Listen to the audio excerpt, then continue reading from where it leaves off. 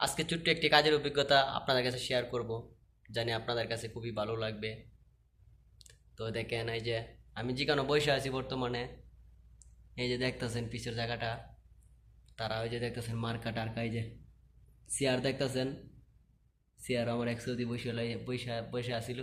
আর এই যে দেখতেছেন, ওই যে ভাই আমার হাতের দ্বারা দেখা যাইতেছে মজা টজা।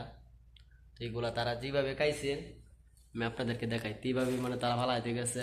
আর বিশেষ করে এইগুলাই যে কাজী পন্তই দেখেন,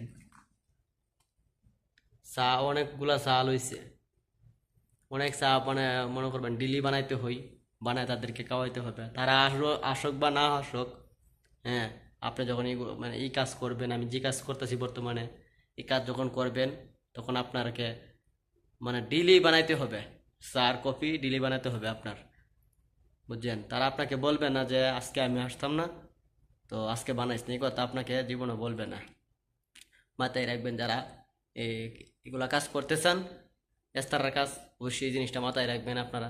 আর যারা প্রবাসে আছেন তারা তো অবশ্যই জানেন যে সৌদির আর যে তাদের মন মানসিকতা কিরকম, তারা আপনাকে মানে বলতো না এইভাবে যে আজকে আমি আইতাম না, তোর আজকে কোনো কিছু করিস না, সব কিছু বদলাইছি, এটা হতো না, আপনারা বয়াইতে লাগবে। কেন এই যে কেন বসে থাকবেন, আপনার ডিউটি, ডিউটি এনি টাইমই চলতেছে মনে করবেন, ডিউটির মতন চালাইতে হইব।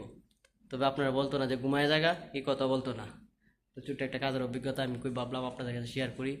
সকালে উঠিয়া, তো সকালে উঠে এইগুলা করতে হবে, আবার সুন্দর টিকা যেভাবে আসছিল ওইভাবে খুঁজতে হবে। আবার তারা আসবে সন্ধ্যাবেলা আইসা, তারা এই বসবে বয়া, আবার চাটা বানাইতে হবে।